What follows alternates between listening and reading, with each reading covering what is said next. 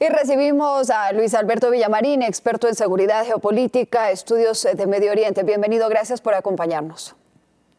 Muy amable, como siempre, por la invitación, Ana María. Señor Villamarín, pues no es la primera vez que escuchamos de una posible injerencia Rusia dentro de la campaña electoral.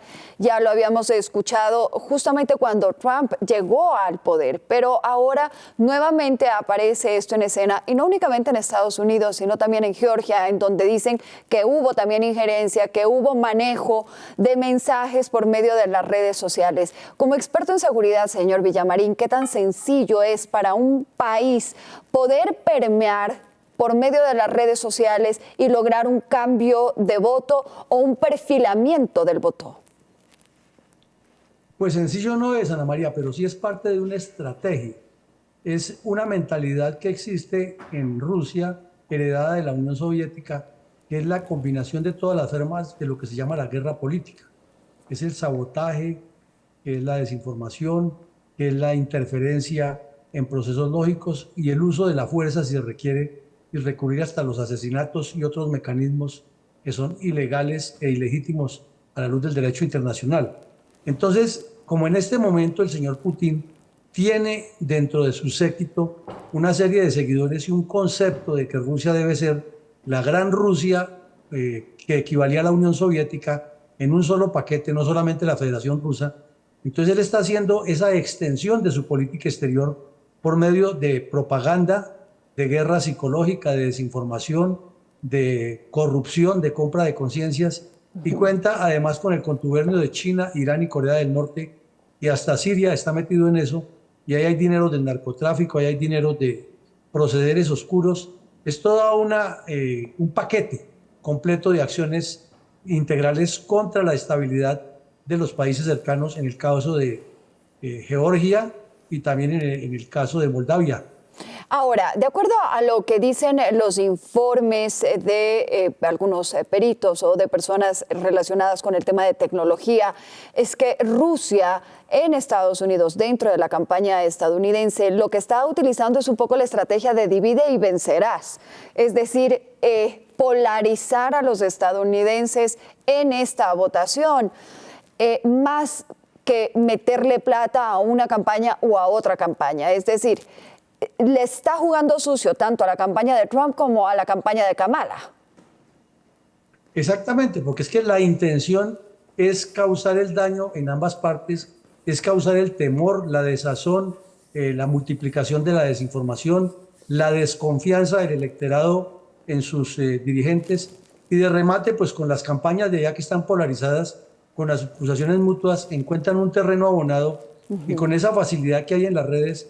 Tenemos, por ejemplo, el caso de un personaje que era el sheriff del estado de Florida, y fue detectado que trabajaba para la inteligencia rusa y se trasladó a Moscú, y ahora desde allá maneja una cantidad de elementos de inteligencia artificial, de redes sociales, de bases de datos, y con eso coadyuva al Kremlin a hacer la desinformación que tiene precisamente, como Sí. usted lo nota, esa intención de generar el temor y la desazón. Un poco es desestabilizar o que haya una falta de credibilidad de las instituciones, y estamos hablando que Estados Unidos sería considerado una de las democracias más sólidas. Claro, es que el objetivo es demostrarle al electorado que ni una campaña ni la otra sirve, y al mundo que Estados Unidos está en decadencia, y en esa campaña también está plenamente empeñada China. O sea que es una actividad coordinada entre los dos países, cada uno con sus intereses propios.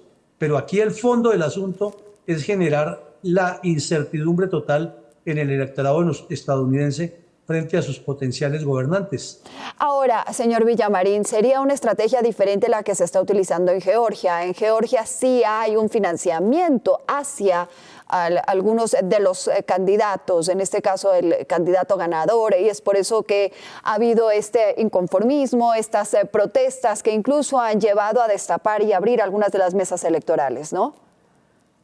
Claro, porque es que lo que pasa en Georgia y en Moldavia es que hay sectores eminentemente prorrusos, y, por ejemplo, cuentan con el apoyo del señor Víctor Orbán de Hungría, que aunque es de la Unión Europea y supuestamente está con las líneas de la OTAN, él también los apoya a los prorrusos tanto en Moldavia como en Georgia. Y lo que están haciendo allí es financiar a unos grupos para que impidan que los grupos pro Unión Europea logren la adhesión de esos dos estados a la Unión Europea y desde luego tengan un acercamiento con la OTAN. Eso significa que hay un plan muy bien pensado y que incluye el sabotaje, la compra de conciencias, la corrupción, la falsificación de datos, la infiltración en los equipos que hacen los conteos y la cercanía con los gobernantes corruptos que hay en esos países. Ahora, en Estados Unidos, según la desinformación, que es la estrategia que se está utilizando, no únicamente están llegando a estos estados indecisos. Con la data ahora, usted como experto de seguridad, con la data se puede identificar etnias, religiones y hacia allá también están yendo los mensajes, ¿no?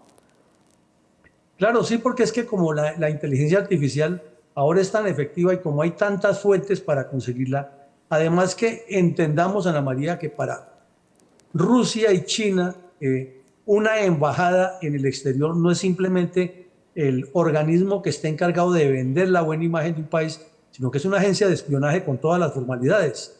Y entonces en esas agencias de espionaje consiguen los datos de todo lo que necesitan para acumularlos para los procesos electorales, para la desinformación, para el sabotaje.